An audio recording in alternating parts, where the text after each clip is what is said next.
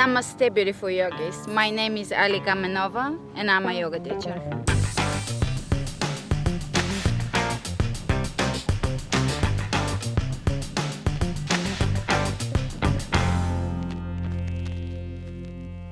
I practice and teach a style of yoga that is a fusion style of yoga. It's a new style that I've created. It's called interval yoga, and it's a combination of ancient traditional yogic techniques combined with new and cutting-edge functional fitness and training, such as high-intensity interval training, such as Tabata, such as plyometrics, and other types of body weight and functional strength movement.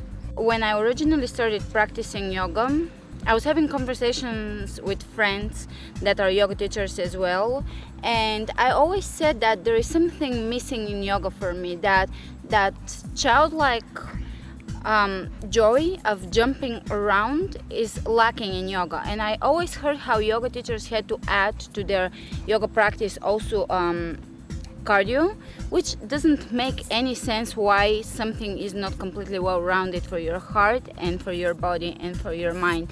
So I always knew that for me there is going to be a fusion of all these styles that will come into one, and actually the way they came together was pretty natural. I was teaching at a few yoga studios at the time, and I was sneaking it a little bit at a time and showing it to people because it wasn't the studio's accepted style, but people were very, very accepting and intrigued by it.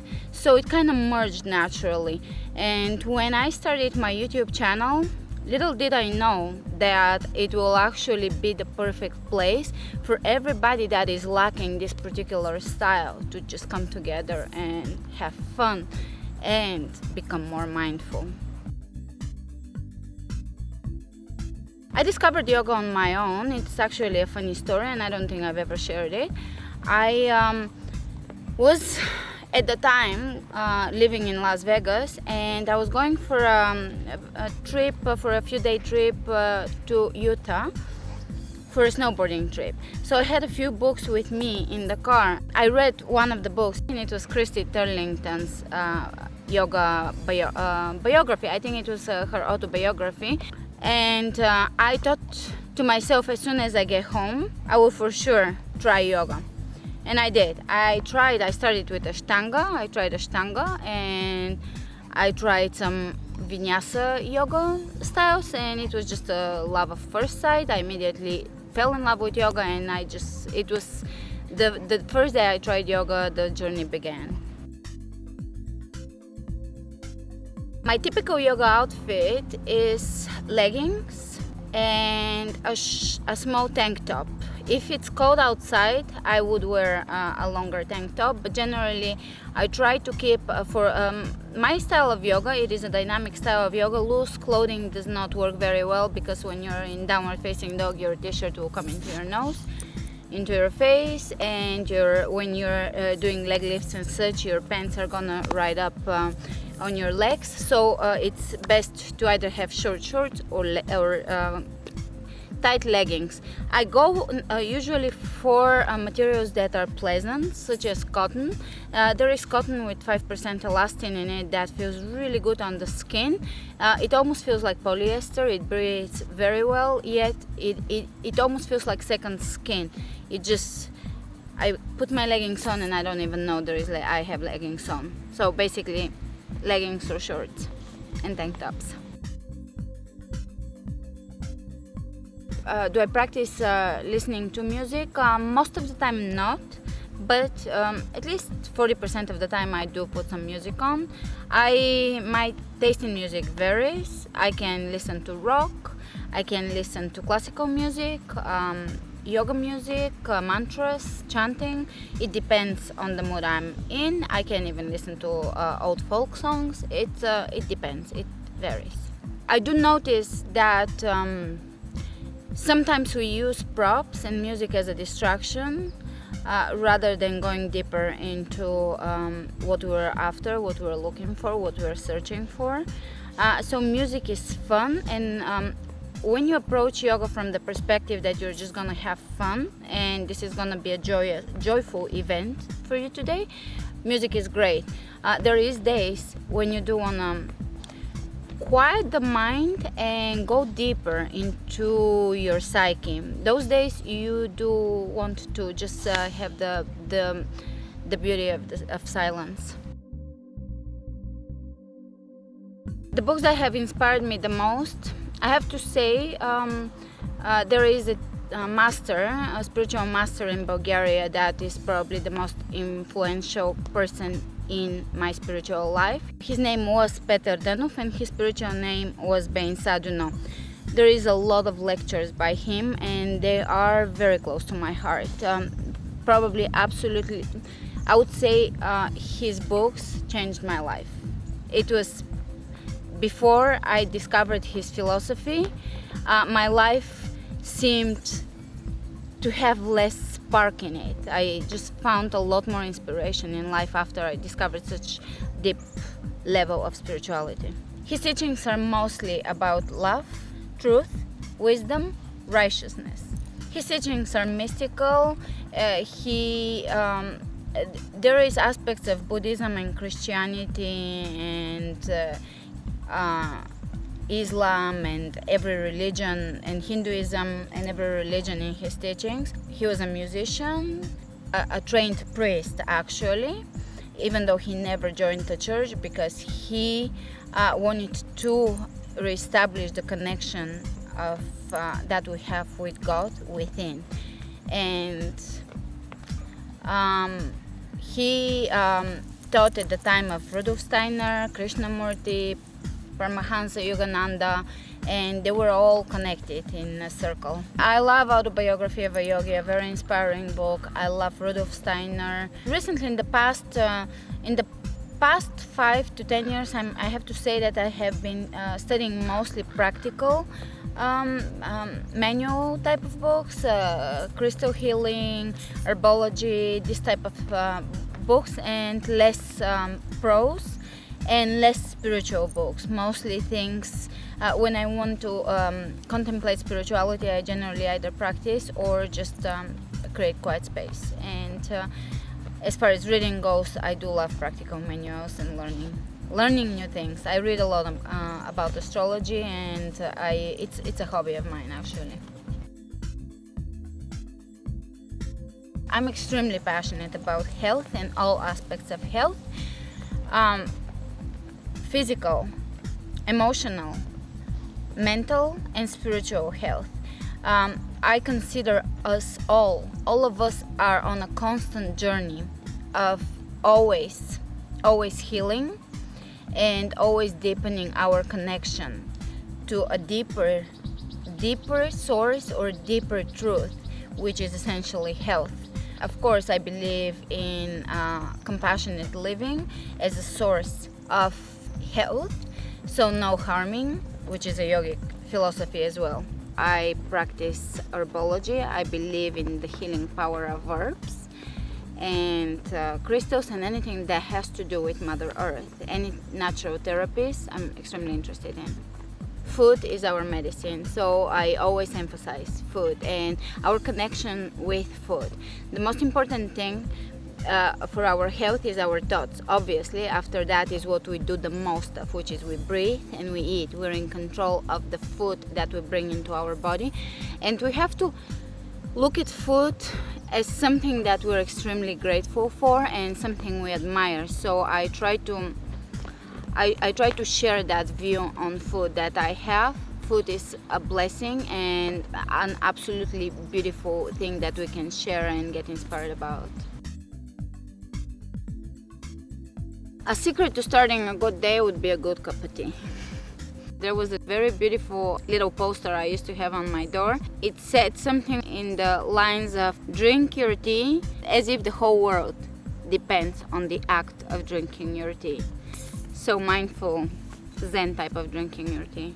Besides the fact that I do have a lot of rituals that I just practice throughout my day, such as making a lemonade, reishi coffee, certain teas, and all those things that just that are a ritual in your day, that are just something that grounds you in your day. And that's why I love making teas and coffee and all of those things, just because it's a ritual. But really the secret to starting a great day for me is to not rush into my day as soon as I get up. I like to wake up, get up, and just ease into my day with a calm attitude. So basically not to get too eager and to start my day. I try to start the day slowly, and that is my secret. My favorite recipe, I don't prepare most of my meals as they're fruit, and I just eat my fruit.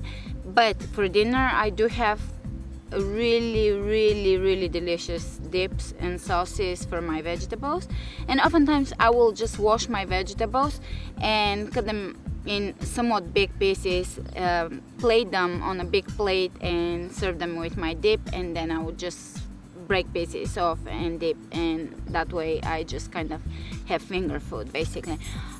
My dips, I experiment with a lot of dips, and lately I do tomato-based dips with a lot of herbs and some spices. I prepare a lot of herbal preparations, lemonade with herbs, vegan jellies with agar-agar, dips and sauces. I really love peanut-based sauces for vegetables, tomato-based, pumpkin-based, and with the right spices, everything is just heaven.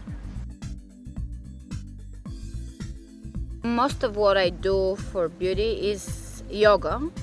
I'm pretty simple in my skincare and in general pampering, or I don't go to spas or anything like this, but I do go to hot springs and thermal hot springs and mineral hot springs, and that is an absolute beautifier, skin beautifier. And I practice masks as much as I can, face masks, which is just kind of like a ritual again, and a way to honor your skin and put some good nutrition back into your skin. Otherwise, my approach to beauty is from the inside out. I just try to eat as many antioxidant-rich foods as I can. I try to eat as natural as I can. I don't have almost never anything processed. I don't have the need for processed foods, because when you saturate your body, your cells, with water-rich, antioxidant-rich fruits and vegetables, then you don't need anything else. What I love in Los Angeles, I love how multicultural it is. I love that there is some sort of freedom I feel in LA that is hard to find in small cities. The way I described it when I first moved here is I feel that the horizon is a little higher. It's not that the other places are more, they're just more close cultures, less exposure to differences, and I really love that, the exposure to all these different people from everywhere, different cultures, and everyone seems to be a lot more open-minded and a lot less judgmental. So that is what I love about LA. What I miss about home, Europe, Bulgaria, I miss that city feel, that city life, that it's a lot more social of a city. You constantly are in touch and contact with so many people there on the streets, going to work, or just it's a much more social life there. Also, it's a lot slower there. Here everything is a lot more rushed. We're always in a much more we're in a rush. We never just sit and drink a tea. We generally, all restaurants here offer dinner and lunch, where in Europe you can just sit and have coffee for hours. Favorite indulgence, and something I have probably 5 times a week or more, is my chocolate covered bananas. It's frozen bananas, and I mix coconut milk with cocoa powder, and rich cocoa powder, dark rich cocoa powder, and stevia drops. Sometimes I use vanilla flavored stevia drops, natural or coconut or just basic stevia. And that is the basic recipe, and I cover my bananas and let them thaw a little bit, and it's my favorite indulgence. It tastes like ice cream. What makes me happy right now, always it's inspiration. Knowing that there is always so much more to learn, and that we're here to grow for as long as we're here, and it is an ever evolving process. That makes me happy. Another thing that makes me happy is smushing Sophie's belly and smacking it. It does make me happy. This really makes me happy. Yes, you make me so happy. I don't know that it makes her as happy as it makes me happy, but some things have to be done for me.